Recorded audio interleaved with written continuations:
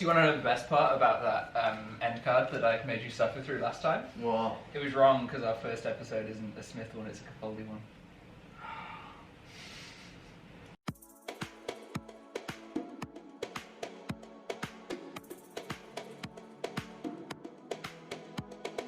Hey you Hillmaniacs, it's Hillmanator, and I am back again with Simon, and Hello. We are once again going to be talking about Doctor Who. Worst episodes ever. We've got our notes, we've got through, Got another 6 episodes to churn through.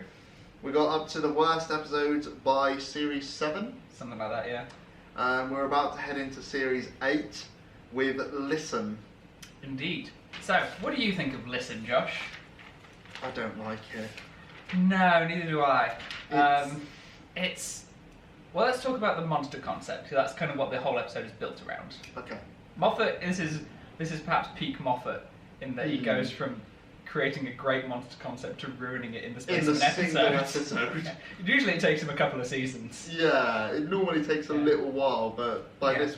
But that idea, I think, of monsters Perfect that are so timing. perfect at hiding that they're literally here potentially all of the time and we never see them, is really clever and very compelling. I mean, you could argue that he was recycling it with the silence, but even then it's different enough that, Yeah, it's different enough, yes. like, it feels fresh and original. Yeah.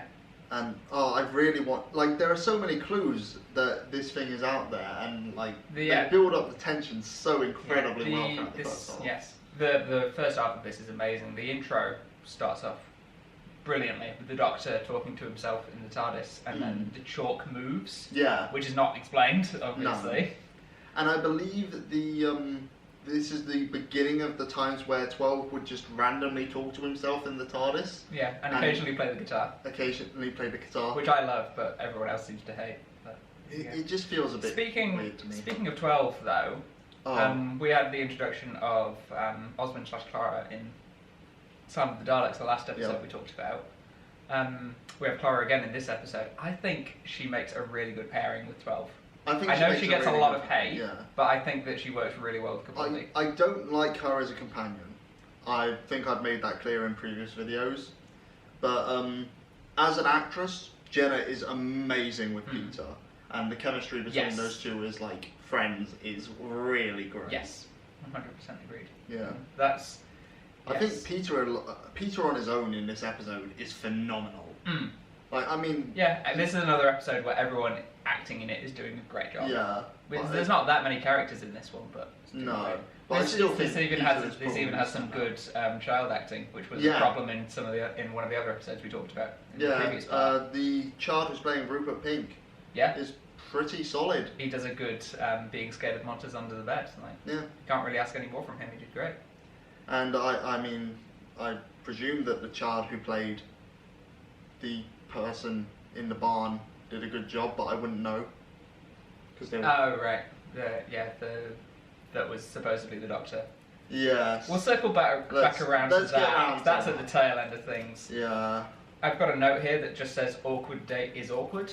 Because it really was. I've got the note. They really hammered home how awkward that was. Clara is rude. Clara really was rude. That's the thing that people don't like about Clara. They think she's really rude. Yeah. And in this episode, she definitely is. She's just really rude to Danny. Needlessly rude, yeah. And just screws things up. And it's basically her fault, but he ends up apologising at the end. Which, yeah, that's a great message to show to young people about how relationships work. Just apologise for things that aren't your fault. It's really healthy. I did write down that 12 was very funny in this episode. He was, yes. Some great beats. Yeah, some pretty brilliant lines. I've also written down that the telepathic interface is really gross. Oh, yeah. You have to stick your fingers into it. Yeah. And it sucks in. You have to Ugh! I've got a couple of points. Clara imprints on Danny. Yeah, as a child. Another thing I've written down here is Clara sneaks off alone to be with her child date. Which, sort of whichever way you look at it, is very creepy. Yeah. We as an audience are there, I suppose, but also she's a grown woman who has just snuck into a child's home at night to be alone with one of the kids. Okay. And then also this is a reoccurrence of, if you remember in the last video we mentioned the Doctor just putting people to sleep without consent. Yes. It also takes Clara a very long time to twig that this is Danny. Yeah, a weirdly long time. Yeah. And even to the point where she does all the soldier without a gun stuff before she realizes it's him, right? Yeah, I believe so. Yeah. So did the Doctor and Clara essentially force him to join the army? Which is a very interesting moral question. Especially considering how much the Doctor hates soldiers in this season. Yeah, I mean even in general. In general, but especially Series 8, he was militant against them. Quite ironically. Ironically, yes. But if that's the reason why, then it's kind of a weird message. Yeah, the whole thing is very atmospheric, I think, though. They nailed that. But talking about that scene in the child's home specifically, there's a very interesting sort of 2 seconds where they're being menaced by whatever it is under the sheet. And it be it a child or see without the sheet. Yes, you see it without a sheet for a fraction of a second, but it's definitely not a child. Yeah, I believe in a recent tweet, Stephen Moffat suggested that it was a mask, but why would you put on a mask and then hide under a sheet? And then hide under a sheet in another child's bedroom? Yeah.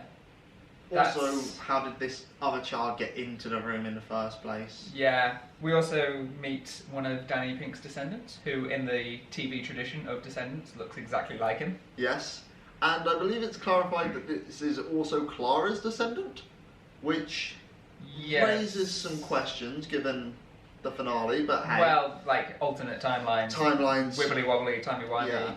One problem I did have with Orson Pink, though, is that they say he's from 100 years in the future. Yes, they do say that. And they also say he was a pioneer of time travel, which, if we're going off of what Doctor Who has said at literally every other point, humans don't develop until the 52nd century. Oh, it's like minimum. Way out in the future, definitely. Yeah. The timescale of Doctor Who is very long. And then there's even examples of humans on New Earth trying to work out time travel again. Yeah. So, like, the idea that from in about, 2110, we would be able to develop rudimentary time travel that could send you to the end of the universe. Accidentally. We weren't trying to do that, which maybe is a point against it, but...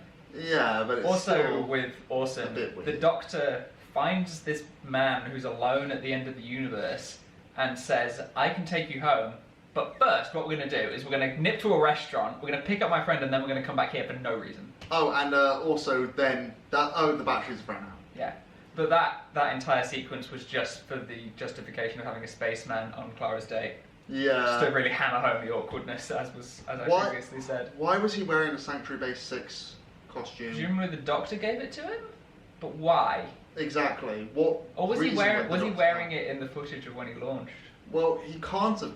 I think he was, but the problem is that costume is designed for the 42nd century, so it makes no sense for it to be there in that era. Maybe the previous pioneer of time travel, like the one on the mission before, brought it back with him. Ah, yes. Yeah. That sequence at the end of the universe is very interesting as well. It's tense. It's tense, and again, it's amazing atmosphere building, and it's amazing acting from Capaldi of the idea of these creatures that are so alone they gravitate to the one man left in the entire universe, and that reveal of the door being locked despite it not needing to be. It all works so brilliantly. And there are so many great elements towards the build up towards this thing that should have been a thing, an actual creature. I think the TARDIS cloister bells go off. Yeah. What set the cloister bells off? It's never explained. Yeah, those don't go off unless something is very wrong. Yeah, it's designed for a catastrophic failure. Yeah. So, in terms of what I think the reveal should have been, I think it should have been left purposefully ambiguous. I didn't need a finale about them running away from monsters that are perfect hiders or something like that. Yeah, that would have been a bit ridiculous. But what we got instead was not any better, I think. It was a solid answer. And It was, yeah. probably the Was worst of it, the two though? solid answers. So, for people that don't remember, because they don't watch bad episodes of Doctor Who in their spare time, Good for you. they use the telepathic circuits again, and they accidentally go back to what is the Doctor's childhood home, which is also the shed that he used in Day of the Doctor. Yeah, so somehow they managed to get onto Gallifrey. Yeah. Yeah, that makes literally no sense at pretty much any era in the modern timeline of Doctor Who. How the hell did they get onto Gallifrey? Yeah. And then Clara hides under his bed and then grabs his foot. Which causes him to have this nightmare. Yes, but then he doesn't think about it again for another, 2,000 years? At minimum. Yeah. Yeah. Yeah, it's just really, really strange. But also, so if we take as established the idea that the Doctor is just obsessed with these monsters because of this dream he had 2,000 years ago when he was a child, which he probably wouldn't even remember. No. Given that Capaldi the Capaldi Doctor seems to have difficulty remembering whether he was a man in his first regeneration, or his first regeneration. Let's not get into the timeless child here, but that doesn't explain half of the other things we've seen in the episode. It doesn't explain why the chalk moved. It doesn't explain the literal alien that we saw. It doesn't explain the cloister bells, the door being locked. Yeah. Or the alarm in the base that they were in at the end of the universe. There should have been something to tie it all together, but it should have been something ambiguous, and it shouldn't have been that. That was just disappointing, I think. Maybe it was the paving slab from Love and Monsters. Oh my god, you monster. And then, to end the episode off, Clara demands that the Doctor doesn't go out onto Gallifrey and forces him to leave. Yeah. Despite him, that being his home. And him directly searching for Gallifrey. Yeah, I mean, I guess he wanted Gallifrey further in the future, but he could have had a wander about for a bit. Once you find where it is at a certain point in time, I feel like from there it's easier to find out. It's also interesting that the TARDIS seems to be able to track down literally any person in space or time just by finding someone who's met them. Yeah, that's... Because that's how they find both Danny Pink and the Doctor, is because Clara's met them. And Orson, Clara's never even met him. Yeah, exactly. And the TARDIS was able to track him down. That's probably one of those elements that'll come back up later if they're trying to search for someone and people point at it and go, why didn't they do this? Yeah. Also, I literally know no one who has had this dream. No, me neither. I'm Moffatly certain. I'm moderately certain Moffat has made it up. I wouldn't be surprised. Which is fine, but also it's part of the plot is that everyone has had it. It's just a weird conceit going into this. Yeah. Where it feels like there's a lot of other things you could pull at for when you feel like you're alone, but you're not quite. Also, like the talking to yourself is a perfect example of that. Also, if Clara is right and it is all just a dream that the Doctor had, then why are there so many accounts of it throughout history in the Doctor Who universe? That's a very good point. Because the Doctor makes a point of telling us that there are. Yeah. Overall thoughts though? I don't like it. Yeah, I think it ruins everything that it was building up towards. Yes. And also, I feel like this episode contributes to part of the reason why I'm not overly fond of Clara in general, which is the fact that Moffat felt the need to make her role even more important, more significant than literally anyone in the Doctor Who universe has any right to be, in my opinion. That's a good point. You really doubled down on the things that people didn't like. Yeah. Which is an interesting approach, to say the least. Yeah, I think it's an amazing episode that really crashes and burns hard at the end. Yeah, if it wasn't for that ending, then I would probably love this episode. I will fully concede that it's a very difficult episode to end. Yeah. But, I know, you definitely could have done something with it. Yeah. I think the ending just utterly tanks it. It really does. But that means, speaking of endings, this brings us on to, this is in the very same series, isn't it? It is. This is Kill the Moon, the next episode we'll be talking about. The moon's an egg. that it's not. Like, this goes directly against Doctor Who canon. With the Silurians, I believe you mentioned? Yeah. So I'm not familiar with this. So the canon with the Silurians is that they predicted that another thing was going to crash into the Earth, this exoplanet. Mm-hmm. So they all dug underground and hid under there, and that's why they're all in stasis. But the thing either missed or it just scraped across and caused debris. Right. Which eventually formed together into the moon. Right, okay.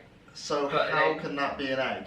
I guess the egg was hurtled through space, but I fully guarantee you the person writing this was not thinking about this. But then they directly reference the Silurians in this episode. That's interesting.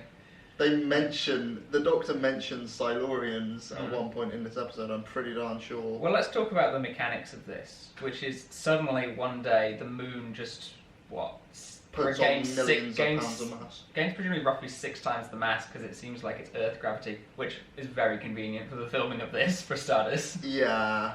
It just gains that out of nowhere one day.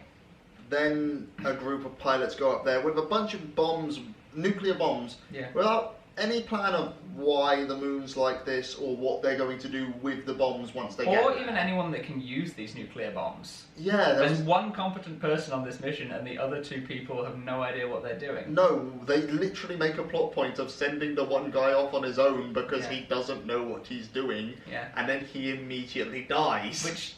And they say that they don't have any trained astronauts left, but that doesn't make any sense for a number of reasons. First of all, there's an expedition already on the moon. It's a commercial expedition, but presumably the people that went on that were a lot more qualified, and there would have been more people like that to send. Secondly, there's, pilots. Yeah, just, highly trained Air Force officers and that sort of thing, And thirdly, even in Doctor Who canon, they would have had to have at least been training the team that would eventually go on Bowie Base 1, a decade after this? Yeah, exactly a decade. So, they would have been in training at this point. Yeah, it's especially strange looking at it, where we are now, when, it doesn't seem like there's any less space travel, given if you account for commercial stuff and people going on private flights into space and that sort of thing. It doesn't look like we're losing the luster for it anytime soon. If anything, it looks like it's increasing. Yeah, it's a strange plot point to be the focus of this episode. Yeah. That people don't like going to space anymore. It's weird. And this entire episode is just done to make a 14-year-old feel special? Except not. Why would that make her feel special? Because the Doctor is making her feel special by essentially just handing her something. Yeah. She didn't earn going to the moon. She was just shoved onto the moon, basically. She was put on the moon for misbehaving, for stealing an ID, using it to get alcohol and drugs. Yeah. That's literally what they said. Yeah. Also, that character is just awful. I think her name's Courtney, and she is quite possibly the worst. I forgot her name during taking notes, so I wrote her as AC, standing for annoying child. Which is, basically sums up her character. Yeah. Also, there's spiders on the moon for some reason. There's a movie about that, I feel. Bacteria spiders. Bacteria spiders. That's not how anything works. Yeah. Again. First of all, if they're bacteria, why do they build webs? That feels like a very specific spider thing. Yeah. They wanted to have their cake and eat it too there, I feel. Pretty much. And secondly, why does the moon have giant bacteria in general? Yes. That's why are its bacteria works. any bigger than regular bacteria? Then where this episode really comes off the rails, and I think where a lot of people have problems with this, is that at the end the Doctor's just a dick for no reason. Yeah, I've literally wrote, Doctor abandons adopted home in time of crisis. Yeah, and it's even if we accept the premise that the Doctor doesn't think it's his home and therefore it's not his decision, which sort of makes sense, he could still help. He could still give them the information that he has and that they would need to make that decision. That's basically what he does anyway. Yeah. That's how he helps UNIT and people it's what like he does in literally every other episode. Exactly, but this one he decided no. Yeah. Also, it very briefly turns into an abortion parallels. Parallel? Yeah. That's... Like, they directly call on it as well by mentioning the fact that it's all women on the station. The line, I directly believe, their is, choice. "It's your choice, womankind." Yeah. Neither of us is qualified to talk about this, really. No. But what we can say is that it comes out of nowhere, It very really suddenly, does. and is very ham-fisted, and goes out of the window almost immediately. Yeah. And then there's the thing with the lights. It's Yeah, and it's a the mess. rest of the episode is just killing time until they get to that decision. That's why that's the entire reason the spiders are there. They don't factor into the plot They beyond have that. nothing to do Yeah. in this episode. Mm. They walk around on the moon and go back and forth between the same 2 points. Yeah, because those are the two sets they have. Because those are the only 2 sets that they had. Yeah. Oh, and then when the egg breaks, Yeah. it was made very clear that chunks of the moon would rain down on the Earth. But then they just disappear off camera. Yeah, they just That completely turn into dust. hatching effect looks terrible, by It the way. really does. Which is weird because it's a fully CG element. You don't even need to like blend it in with anything. It's just the moon in the sky. The creature itself didn't look too bad. No, it's fine. But the effect of the egg. And then it lays another egg, which is exactly the same size as the one that was there, And looks exactly the and same has all the as same well. craters and impact marks. Yeah. Yeah, like that doesn't even make sense in the weird continuity that this episode has established. Did the Doctor know that the moon was an egg when he went to it on like any other occasion? No, The it seems Doctor like didn't new know at information all. to him on in this episode. That seems weird. It's very weird, but I guess the thing in it wasn't very big until it became 6 times the size very All suddenly. at once. Yeah. Literally in a single moment. Yeah. Also, I wrote here tides, because if the moon just suddenly gained millions times more mass, it wouldn't cause high tides everywhere. Which is what they say. It would cause the sea to essentially recede on one side of the planet Yes, towards the moon. It would, yeah. So, yeah, that's a very pedantic thing, but like... It's pedantic, but it speaks to the quality of the thought that went into this episode. They had a really cool idea and then didn't follow it through. I just really love the premise of no one on Earth knows what's going on with the moon, so we're going to bomb the shit out of it. Nuke it in orbit, it's the only way to be sure. That's literally what this episode was. Yeah. Oh, it's not a good episode. It's not. My final review I've written down here is, this is trash and makes no sense. Yep. So... Speaking of trash... I said that before I saw what our next one was, and I am not wrong. We're talking about Sleep No More now. It's not... Oh... So this is the one with the sleep pods and the weird dust monsters. The Sandmen. The Sandmen. Yeah. Better in Spider-Man. You're not wrong. So, my first question is... the first thing that's ever said in this episode is, you must not watch this. Yeah. And he wasn't wrong. That is... Okay, I do not want to. I don't think there's a single other Doctor Who episode which reviews itself so effectively in its opening sentence. No, I do love it when things do that. Yeah. Like, there's a film called Movie 43, which is, its entire marketing scheme is, what is Movie 43?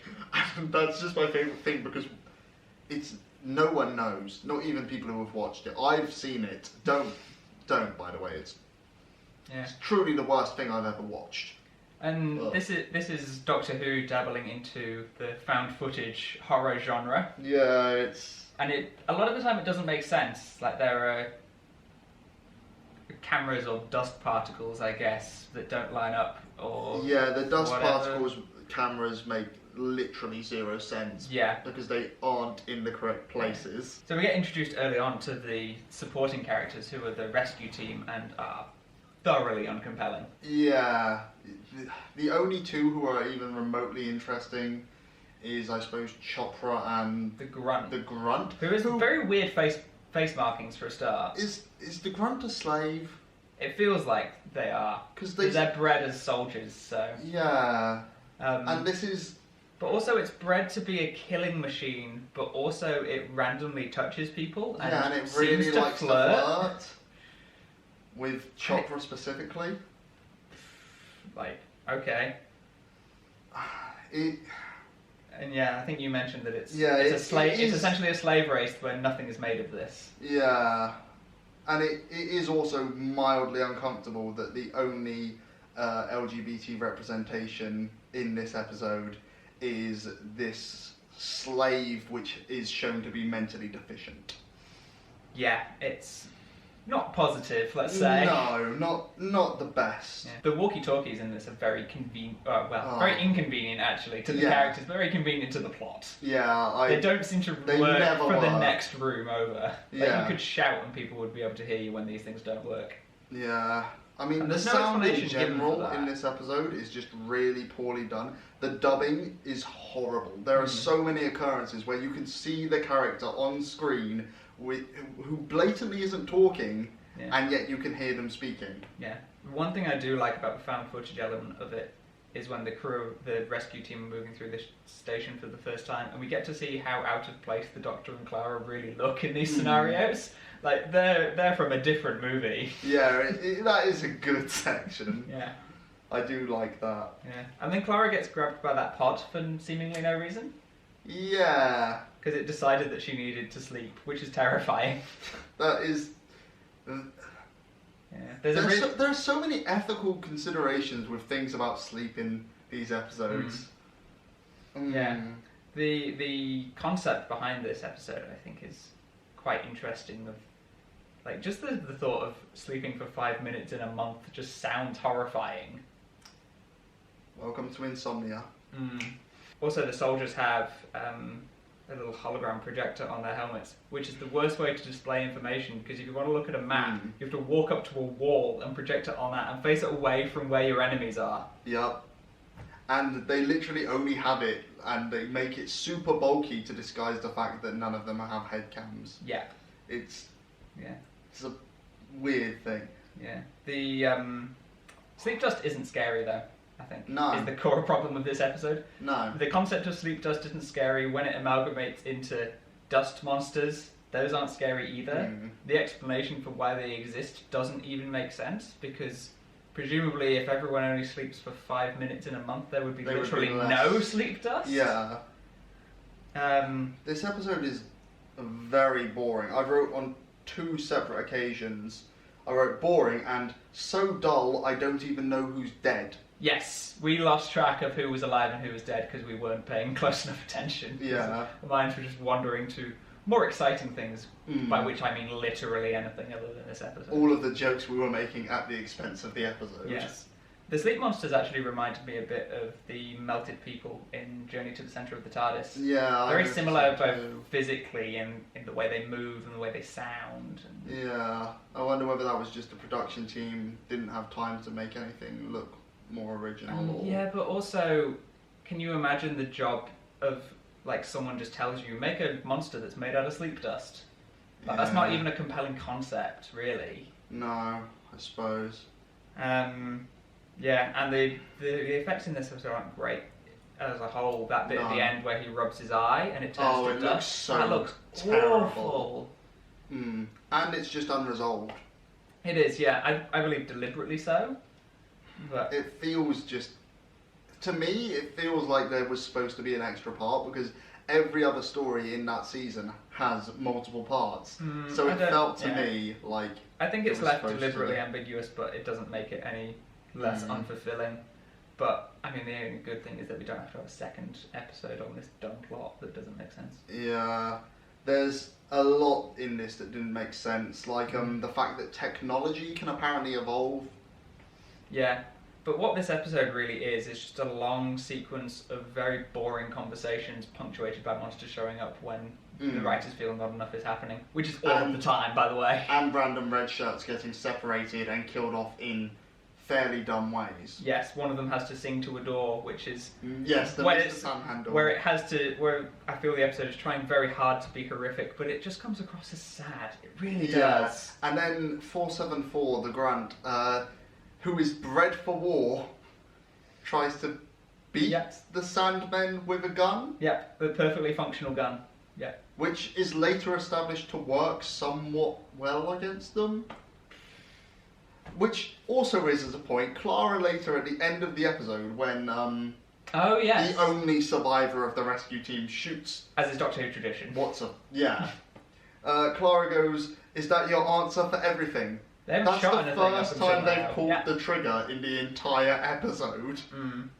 I also noticed that when she shot him, there was no impact of the bullets. You can see where it should have hit him, and just nothing happened. He just falls over. Yeah. Which maybe is how guns work, but that's being very charitable. One of my favourite quotes from 12 of this story was, "None of this makes any sense." And he's not wrong. No. This episode described itself very well. What did you think of the ultimate reveal at the end, that it was all just to implant things in our minds? Yeah. It implanted boredom in my mind. Yeah. Yeah. Also, couldn't they have solved like the entire thing if everyone had have just wiped the sleep out of their eyes? I guess.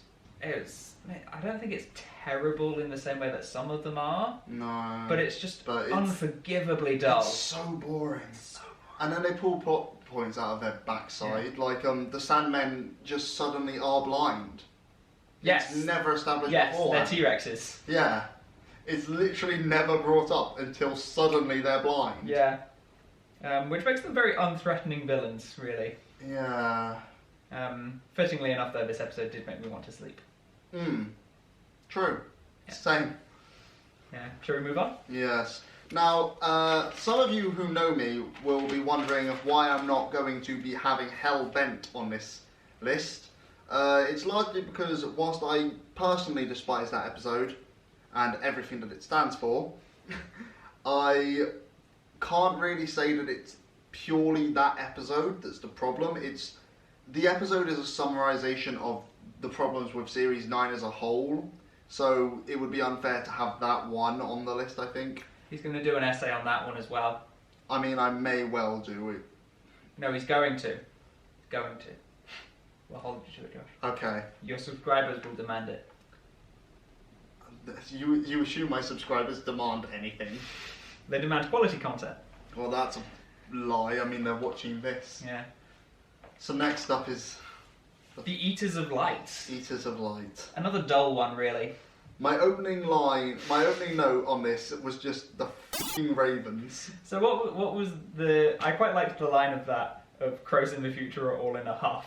Yeah. But they're not. They're saying car, because her name was Car. They're all just saying car. Ugh, that's so bad. Another good line in this is, it's Scotland, it's supposed to be damp. Yeah, there's quite a few good lines in this. Yes, the cast in this is good as well. Bill, I think, is a very underrated companion. Mainly because she only gets this one series. Nardole is also excellent in this. Yeah, Nardole. I love that he's just wandering around in his pyjamas and just hates everything. One of my favourite things in this episode is just the escape by popcorn. Yes, that's very good. Unfortunately, there is that bit of pointless repetition, though, where Bill falls into a cave with a Roman soldier, leaves, goes out, falls into a different cave with a different Roman soldier. One of those Roman soldiers, by the way, a bit of trivia for people who watch The Last Kingdom. One of the Roman soldiers is Otter the Younger from the first series, but he's a much nicer person in this.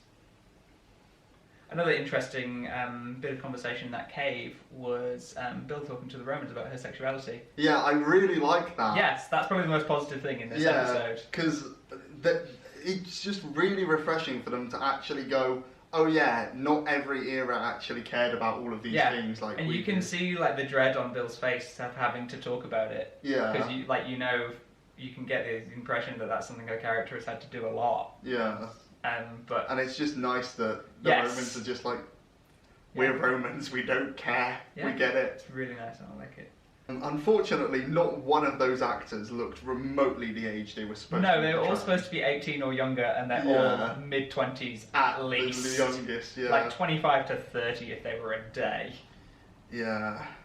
Also, does the translation matrix work on people who haven't been in the TARDIS? Because the Picts and the Romans can understand each other when they shouldn't be able to. This episode seems to imply that it does. but there's literally no other point in Doctor Who where it's established. The soldiers also refer to each other as centurions. Which makes no sense because a centurion was an officer. Yeah. Who commanded 100 men, or commanded 80 men and 20 reserves, I believe it is. Yeah.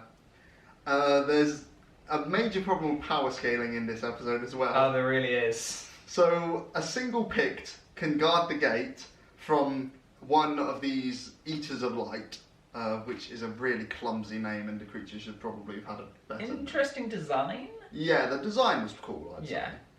But a single Pict can guard the gate, but as soon as the Eater exits the gate, it can slaughter an entire Roman legion.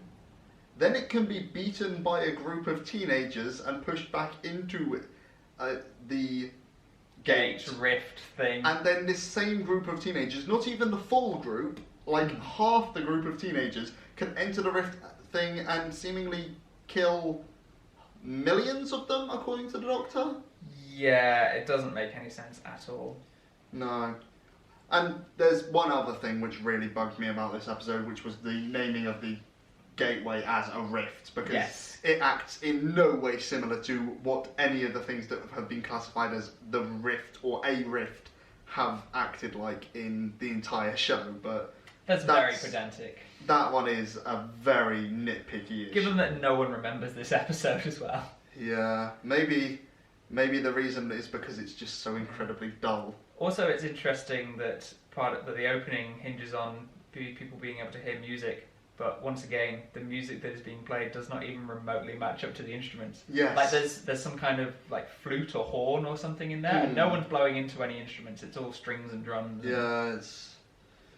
Yeah, they didn't, but it feels like they didn't even try. Like they just got the actors on set to just randomly strum things, and then they found something later on and dubbed it over the top. Yeah, I think that makes a lot of sense, to be honest. Yeah. And at the very end of this, we get 2 minutes with Missy for developing the overall plot. Oh, yeah. Which is more interesting than the rest of the episode put together.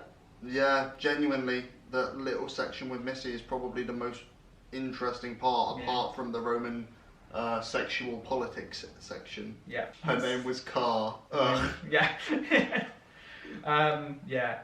My overall opinion of this is this was boring and bad. And even duller than Sleep No More. Yeah, this one was very dull. Yeah. I think I prefer it to Sleep No More just because of, like, some of the performances and Bill and stuff. Yeah. And I think the cinematography is generally okay in this, whereas in Sleep No More it's clumsy. It's found footage. To say the least. Yeah. But The Eaters of Light is boring. Yeah. But that rockets us straight into the Whittaker Chibnall area. Yes, with Arachnids in the UK. Yes. So I mentioned in part 1 that I study science, and what I specifically do is I'm studying spiders for my PhD. So this is an episode that's close to my heart in a weird 8-legged way. Yeah. This episode... It's interesting. Interesting is probably the best way to describe it. Yeah. We kick off with the anti-Trump, which is weirdly political for Doctor Who. Yeah, it's also weirdly, apologies, it's weirdly, like, relevant to the era. Like, the Doctor Who generally avoids trying to get into current issues. They do stuff like Rosa, where it's politics from decades ago, Yeah. But he fires a woman for doing her job diligently. I mean, he is literally supposed to be Trump. Yeah. So the second thing I've written on my piece of paper here is Bradley Walsh followed by a heart.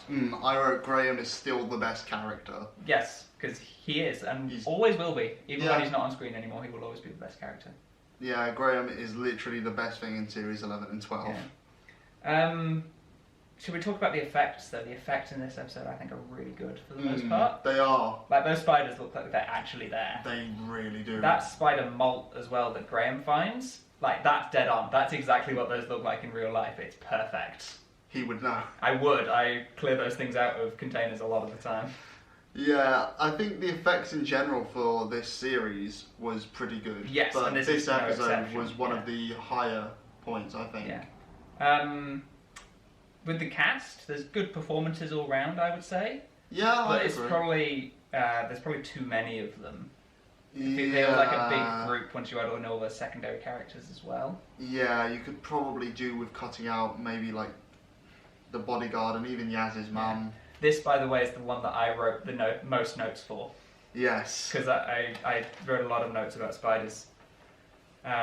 It's his area of expertise. Expertise is a strong word. We'll start with the things I liked about the way they approached the spiders in this, which is I really like the explanation that they're just oversized and confused and don't know what they're doing. That's a really sympathetic viewpoint to take to animals, which I know from experience people are generally not that sympathetic towards. Yeah, a lot of people don't like spiders, and I think this episode handles that very well. Yeah, and yeah, it's very satisfying to see.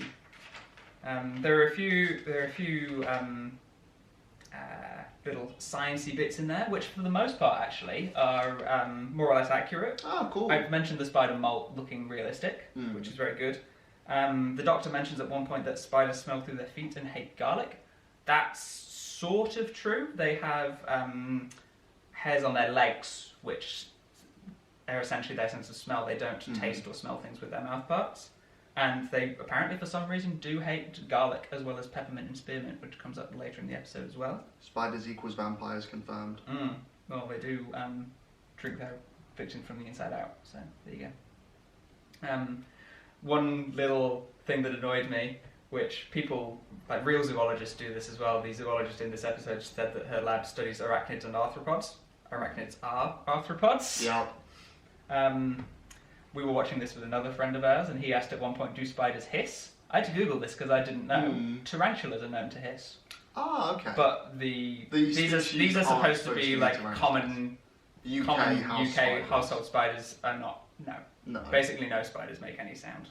Though I like the idea that they would go spider, spider, spider. I did have the question of how did the spiders just get around? Like they can use the underground tunnels, but how did they get into people's houses? The people's houses? Yeah, that's questionable. Yeah.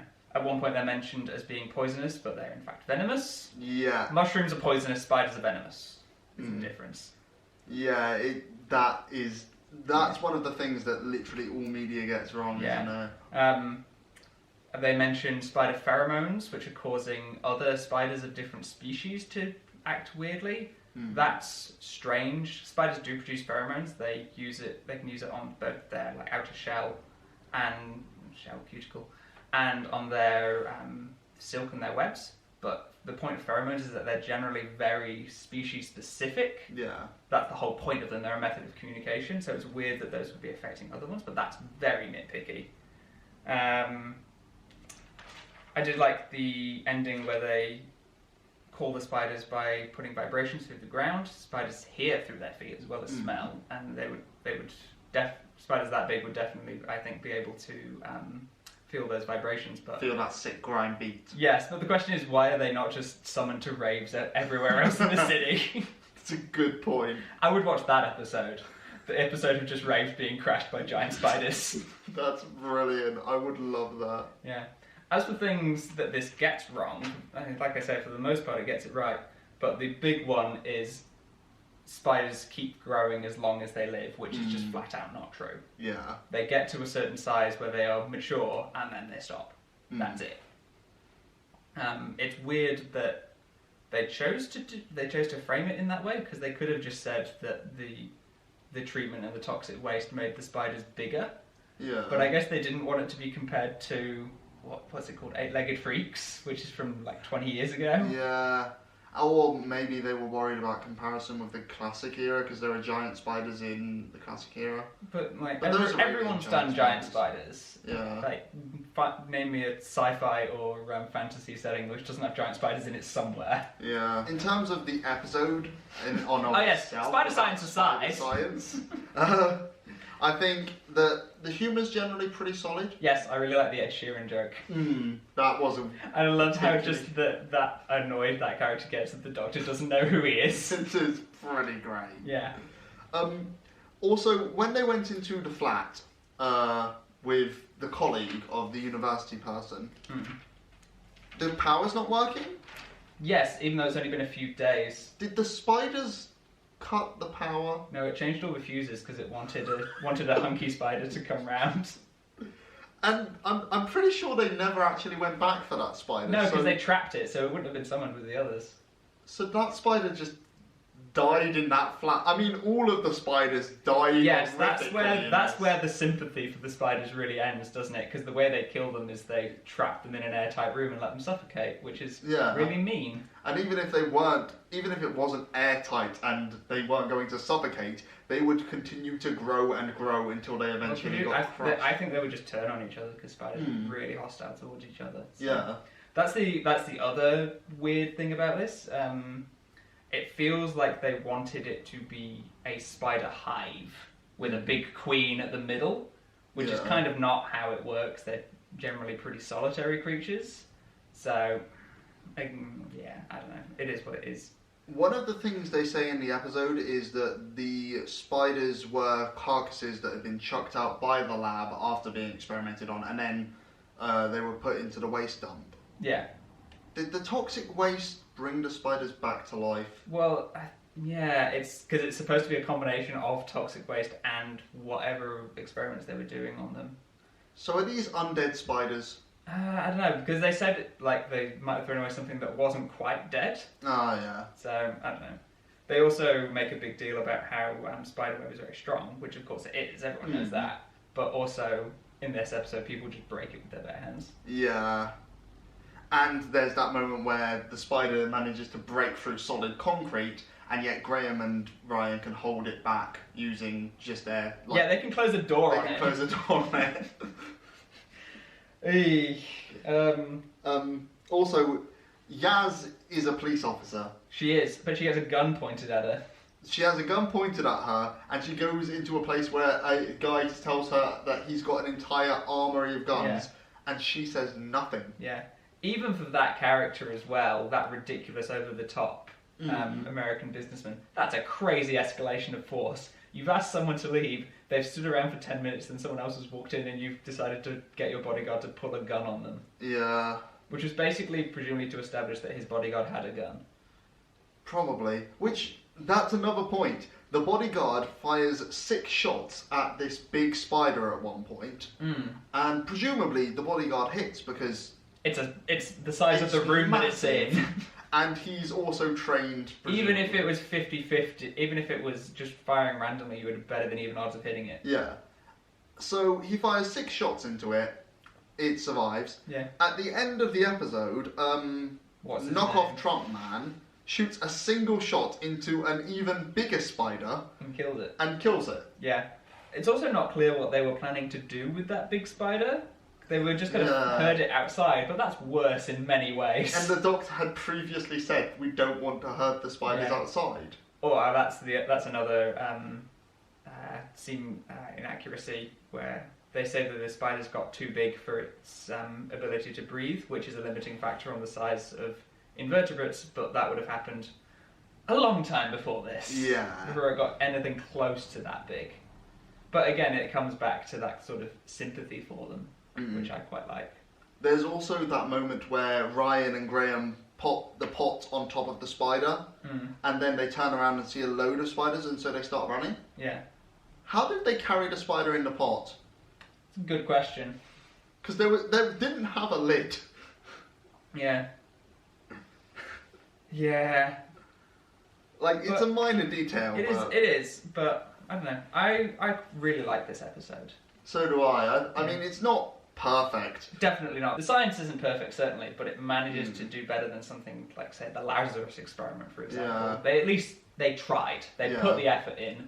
This is about as good as I would expect sci-fi to be, really. I think this is, though, in terms of like the Doctor's morality, just as dodgy as the Lazarus experiment, where the Doctor tries to kill Lazarus continuously. Because Yes, because she says not to shoot the spider even though it's in pain and dying. Yeah. Yeah. So it's okay to lock the spiders in the room and wait for them to slowly suffocate or crush themselves or turn on each other. Yeah. But it's not okay to put one spider out of its misery. Yeah.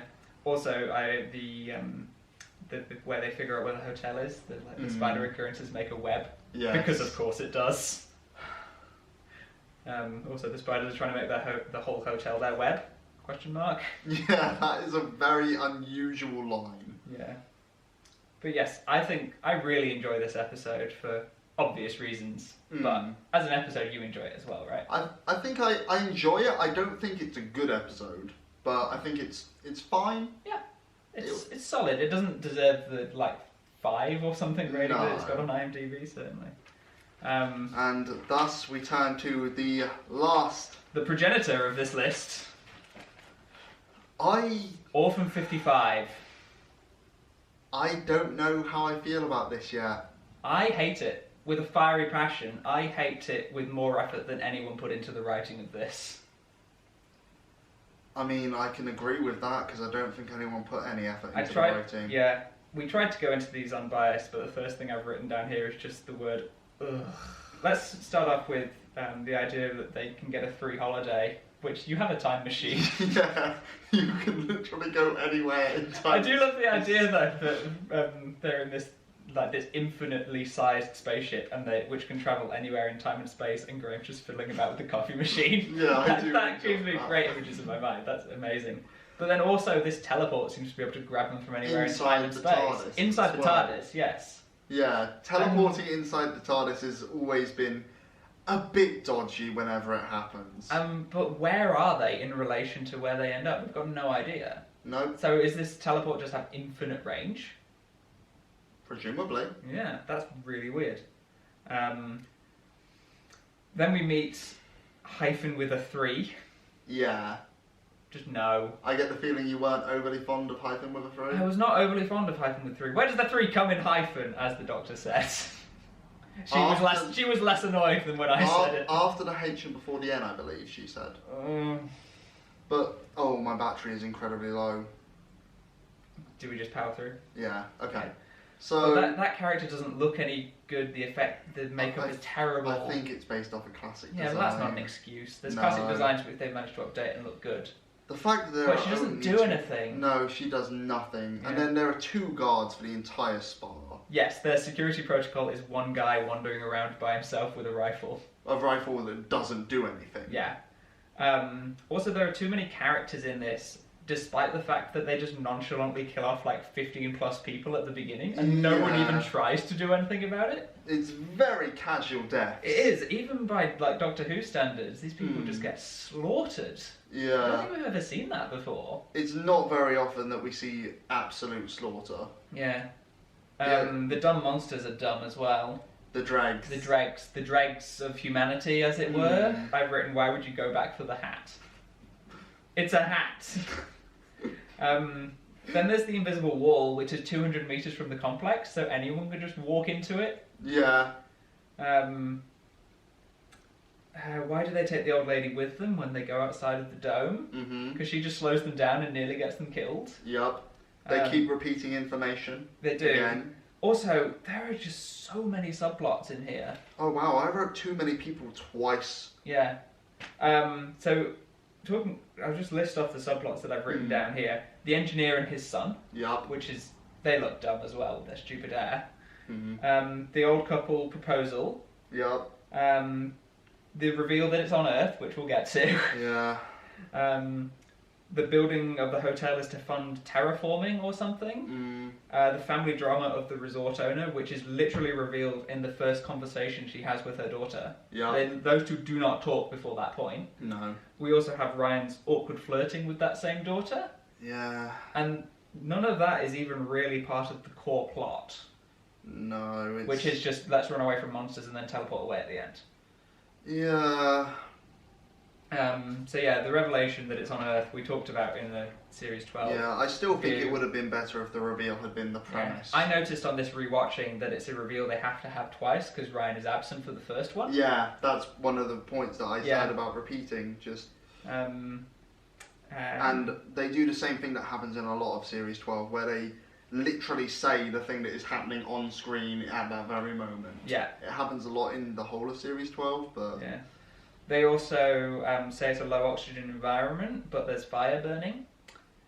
green fire. Green, it's space it's fire. obviously different then. But also, it's established that the dregs put out oxygen, and they're everywhere. There's millions of them. And there are still trees. And there are still trees. Yes, there are literally trees on screen. It's never established what the dregs do to Benny. Why did he want to die? Why did he not say, please rescue me? And then in that exact same sequence, Kane is thrown 500 feet. She is somehow not killed. One sec, I've lost my notes now because I always There we go. Okay. Yeah, Kane as Bella's mum. Yeah. The reveal comes out of nowhere. Yeah, Kane was thrown 500 feet and is somehow not killed, which renders her meaningful sacrifice completely meaningless instantly. And then she makes another meaningful sacrifice. Coming out of nowhere at the end. Yeah, and then I meant the second meaningful sacrifice, not the third one. Oh, which one? The one in the tunnels where she disappears and then she randomly reappears at the end. Nothing happens in this episode, and yet it all happens 2 or 3 times, and it's still bad. Yeah. It's completely overloaded. They also don't explain what destroyed the Earth. Was it nuclear winter, climate change? We had differing opinions on this when we last talked about this. I thought it was climate change. You said it was climate change and nuclear war. We now know after a second watching, or a third watching in your case, you poor bastard, that it was nuclear winter, but also climate change, and also the sun. There is a mention of solar blistering. Which makes me wonder whether they're supposed to be tying that into the solar flares of Which would have made a lot more sense. They could have just had it be the solar flares. But they wanted the terrible direct-to-camera climate messaging at the end, which I harped on about in the last time we talked about this. But you could have had that with the solar flares as well. You could have just been like, nature is screaming out that something is wrong and you are ignoring it. Yeah, maybe, but it just wasn't good. Yeah. There's a lot of... Like when the doctor is going up to that dreg that's asleep and her wristband is just making that you need to find oxygen or you'll die, very loud noise. The dreg doesn't wake up at all. There's supposedly a dreg leader, but it doesn't look any different from any of the others, and we only know it's the dreg leader because the doctor says so like 5 times. Yeah, like we said, where did Kane come from at the end? Do you have any positive opinions about it? Let me check my notes. You can leave this in real time while I try and think of something to say about this. I mean, other than Bradley Walsh, like the main cast are good. The Doctor and the companions are good as ever. Okay.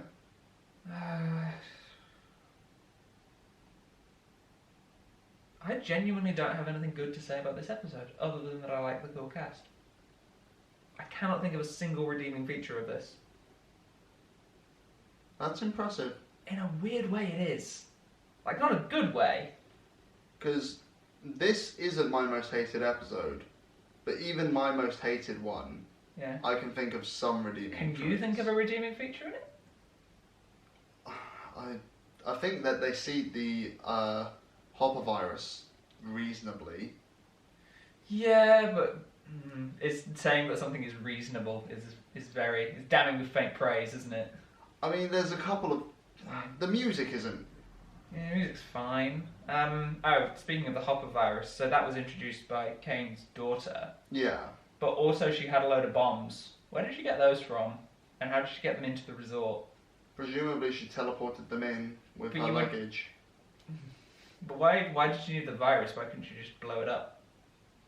Because if she has the virus to make it so that the dregs can get in, then she can make it look like the dregs did it, and thus she can't. Also, the ionic membrane doesn't just seal off the place; it also banishes all of the dregs.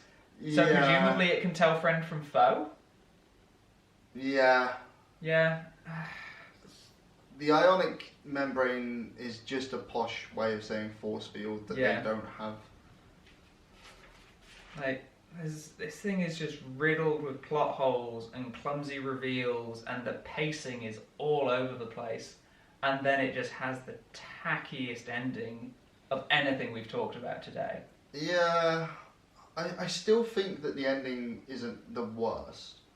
Like, the messaging could have worked if they had have just... That's I said this in our Series 12 review, the messaging works in a different episode in this series. Praxeus. This one is just so unsubtle and ham-fisted, it's just... Yeah. I just don't think there's anything in this episode that is worse than some of the things in other episodes. Okay. Yes, we're taking differing approaches to how we're defining the worst. So let's move on to which episodes we think are the best and the worst. Okay, so... I'm going to take a stab in the dark and say Orphan 55 is your least favourite.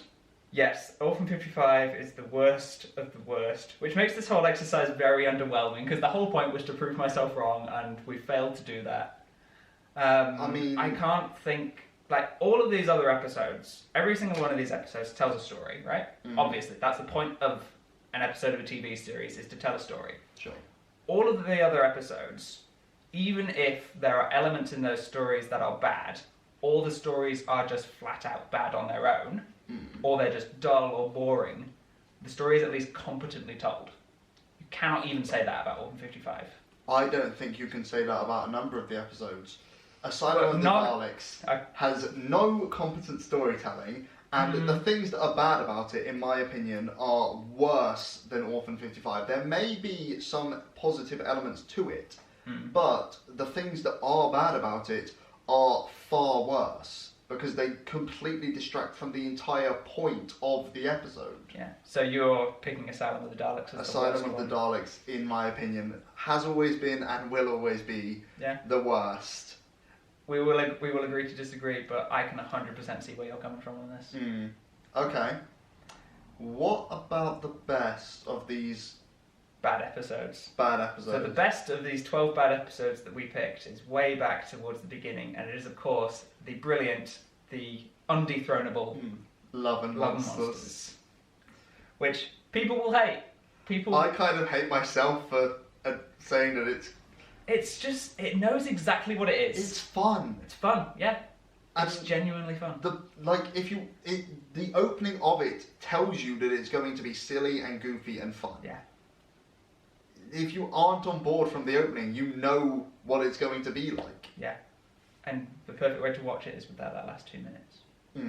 But those last 2 minutes do fuck it up a bit. A bit. But I still think overall that episode is a passable episode. Yeah, definitely.